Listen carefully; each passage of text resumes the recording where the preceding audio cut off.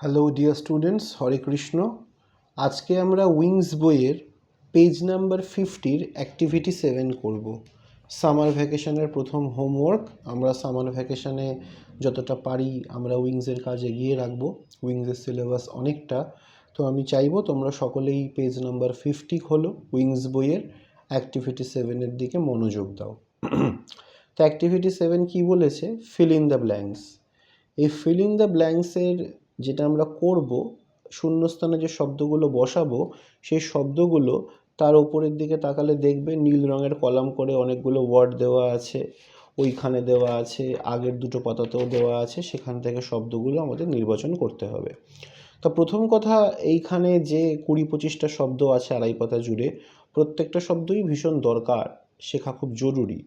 তা সেগুলো আমরা শিখব, আর ওই শব্দর লিস্ট থেকেই আমরা আমাদের শূন্যস্থান পূরণের উপযুক্ত শব্দগুলো খুঁজে বার করব। ঠিক আছে? তাহলে প্রথম যেটা বলেছে সেইটা কি? অ্যাক্টিভিটি 7-এর 1 number 1, the ruins of Hampi depict the dash history of India. Ruins মানে কি? রুইন্স মানে হচ্ছে ধ্বংসাবশেষ। হাম্পি একটা জায়গার নাম সাউথ ইন্ডিয়াতে। এই হাম্পি জায়গার ধ্বংসাবশেষ ড্যাশ হিস্ট্রি বলছে, ইতিহাস বলছে ভারতের। এই ড্যাশে কি বসবে? এই ড্যাশে বসবে হচ্ছে অ্যানশিয়েন্ট। অ্যানশিয়েন্ট মানে হচ্ছে প্রাচীন, ওল্ড, প্রিমিটিভ। দেখবে একদম ওই ওয়ার্ডট্রোভের প্রথম শব্দটাই হচ্ছে অ্যানশিয়েন্ট। তাহলে কি বসে গেল? The ruins of Hampi depict the ancient history of India. হাম্পির ধ্বংসাবশেষ প্রাচীন ভারতের ইতিহাসের কথা বলে। আমরা এখান থেকে ডেপিক্ট একটা শব্দের মানে শিখলাম, মানে বর্ণনা করে বা বলে, ডেসক্রিপশন। আরেকটা হচ্ছে অবশ্যই ইম্পর্টেন্ট শব্দ শিখলাম, অ্যানশিয়েন্ট মানে প্রাচীন, আর রুইন্স ধ্বংসাবশেষ।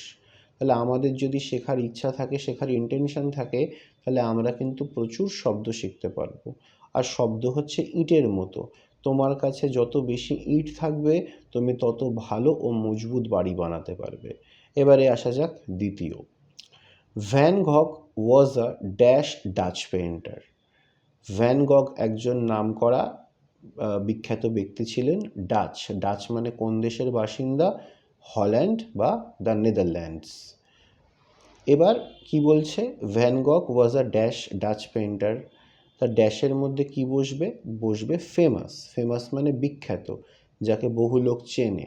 ফেমাস, পপুলার, এই দুটো শব্দের মানেই বিখ্যাত। এই শূন্যস্থান পূরণে আমরা বসাবো ফেমাস। তাহলে উত্তর হবে van Gogh was a famous Dutch painter. এবারে আসা যাক 3 number. Kalika Prasad Bhattacharya, the famous dash singer, died a premature death. নামটা আমরা দেখতে পাচ্ছি কালিকা প্রসাদ ভট্টাচার্য, এবং ইনি সত্যিকারের একজন ব্যক্তিত্ব ছিল। বছরখানেক আগে একটি গাড়ি দুর্ঘটনায় মারা যান।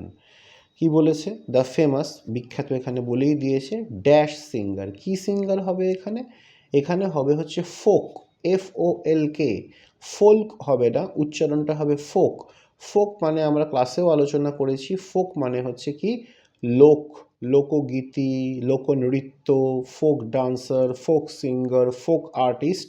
তাহলে এইখানে বসবে ফোক। প্রিম্যাচিওর ডেথ মানে কি? সময়ের আগে মারা যাওয়া।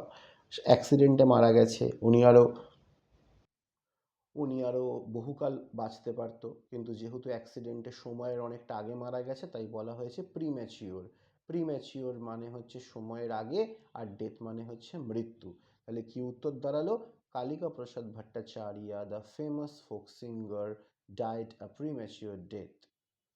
এবারে আসা যাক 4 নম্বরে। Ajanta caves are one of the finest examples of dash of India. এই ড্যাশে বসবে হচ্ছে স্কাল্পচার। স্কাল্পচার মানে হচ্ছে ভাস্কর্য। স্কাল্পচারের মানেও দেখবে এখানে আমাদের 5 নাম্বার ওয়ার্ডট্রোভের যে 5 নাম্বার শব্দটি আছে সেটি হচ্ছে স্কাল্পচার। তো স্কাল্পচারের মানে কি বলছে? Carving on wood oblique stone. ভাস্কর্য মানে কাঠ বা পাথরের ওপর খোদাই করে যা তৈরি করা হয় তাকে ইংরেজিতে বলা হয় স্কাল্পচার, বাংলায় বলা হয় ভাস্কর্য। তাহলে উত্তর দাঁড়ালো Ajanta caves are one of the finest examples of sculpture of India. এবারে আসা যাক লাস্টেরটি 5 number, early morning exercise is dash for health. এখানে বসবে এসেনশিয়াল। এসেনশিয়াল মানে হচ্ছে প্রয়োজনীয়।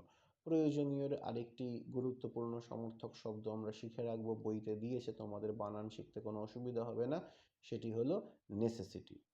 তাহলে চলো আমরা পরপর একবার পড়ে নিই, মিলিয়ে নিই।